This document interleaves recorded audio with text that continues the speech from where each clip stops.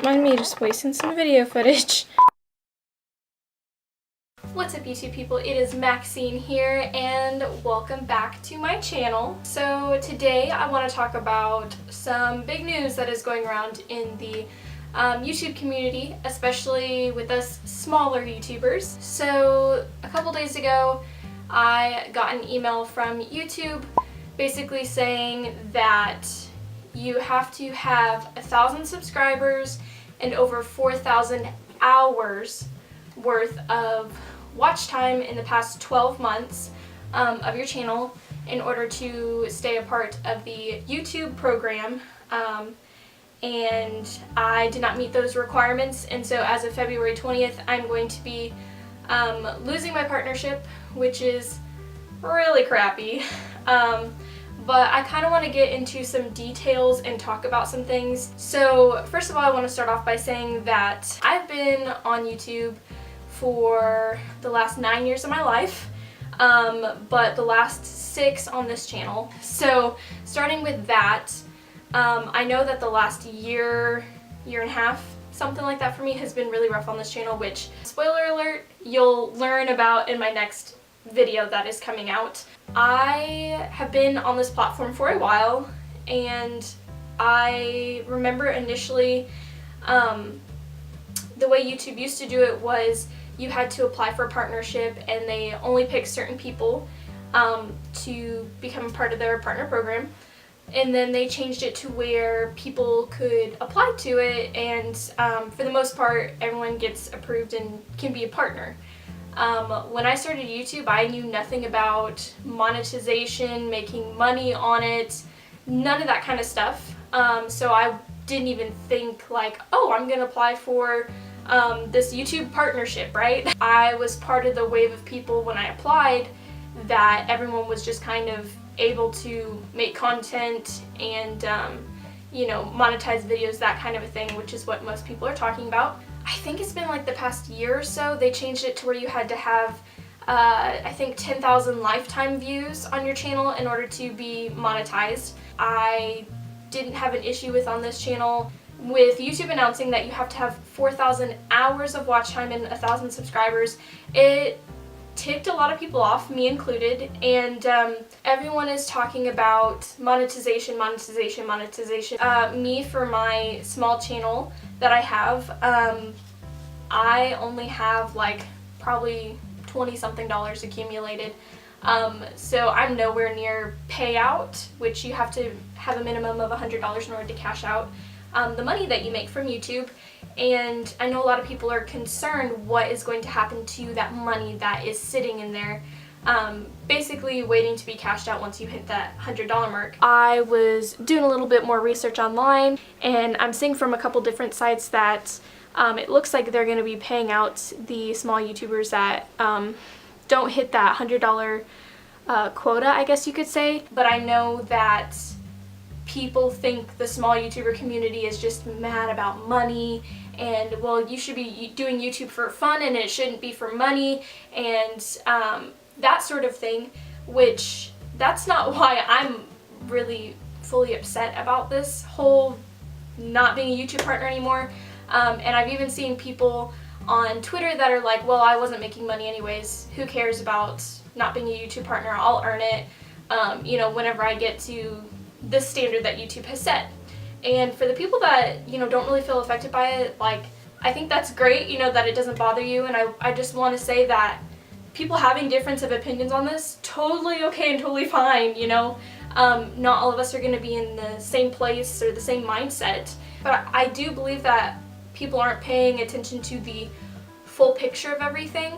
I know a lot of the small YouTuber community feels like we're just kind of being pushed aside and that we aren't important, and a lot of people think it has to do with Logan Paul and that it's all his fault, but I do kind of also feel like he was kind of the scapegoat. Like, clearly YouTube's been planning this for a while, it's not something that they just made up overnight and like put into place. I'm all for YouTube trying to better its standards and, you know, really pay attention to the content that's going out there and that kind of a thing. I really feel like they should have maybe secured our spot in some way, shape, or form, and then everybody going forward has to meet these requirements.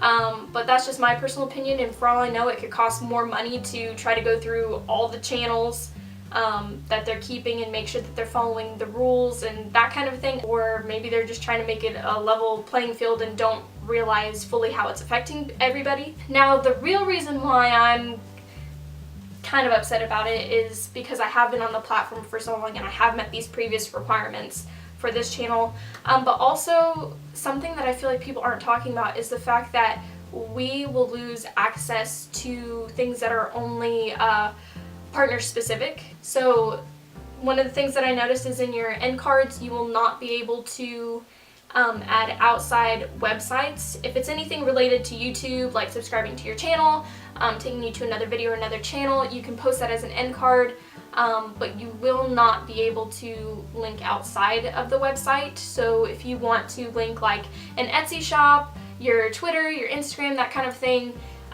you won't be able to do that as far as I'm aware. Something else that's interesting is it looks like you can't enable embedded live streams. Another big concern is people being able to even find your channel. So basically, it's like YouTube has its preferred people that they share.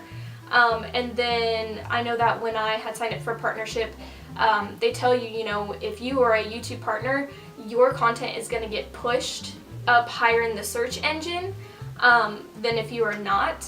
And I've already seen like a huge decrease in the past year or so with just, I don't know, people coming across my videos for the most part. And so I know a lot of people feel like their content already gets lost in the sea of creativity that is flowing around us. And I think a big concern for a lot of us is, if we don't have our partnership anymore, does that mean that, you know, people are going to have an even harder time coming across new channels and like smaller channels just in general?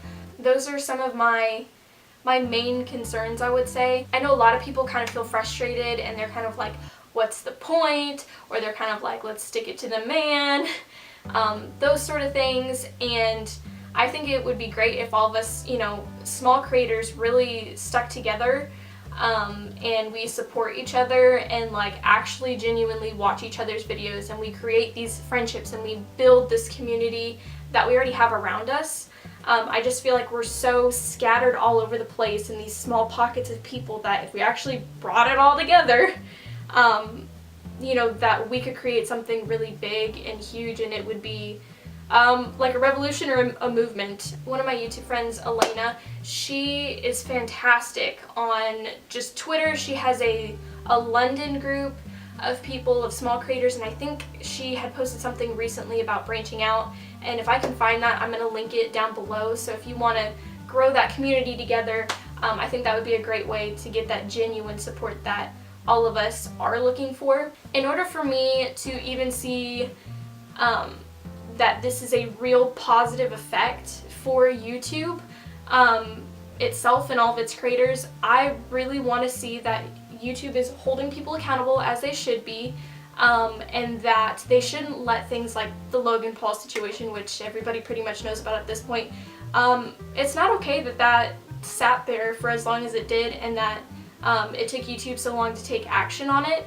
I just feel like there are a lot of people that have titles, and it's not even clickbait, it's just like, hey, you know, I want to talk about this thing that happened, and those videos get demonetized. But videos like that, where it's like the title, the thumbnail, and the actual video itself, there's stuff that should not be shown on this platform, you know, just sat there and was there until the creator itself took it down. That is one way that I will be very impressed with YouTube, is if that's something that they really push and they strive to do, and it's not censoring people who don't deserve to be censored. I think everyone should be able to talk, have an opinion, say what they want. Even if I don't agree with it, I just feel like people should be able to do that, and that they shouldn't be censored because of it, unless it's something horrifying, you know, and inhumane, then that might be a problem. But I want to see YouTube do something like that, and I think I want actual proof of some way, shape, or form that it's really going to help with the adpocalypse. You know, I want to see that these people that are investing in YouTube and placing their advertisements, that it is going to bring people back. Because if it's not going to bring people back to support the people who already meet the threshold, if it's not going to do that and help them in any way, shape, or form, then in my opinion, there's absolutely no point or purpose to what standards YouTube has set as of February 20th. So yeah, that's just my thoughts on it. Had a lot to say, obviously. So as I mentioned, let's talk about it in the comments down below, your thoughts, you know, the pros, the cons. Anyways, that's all that I have to say for today. So yeah, that's all for this video, so stay fresh and bye!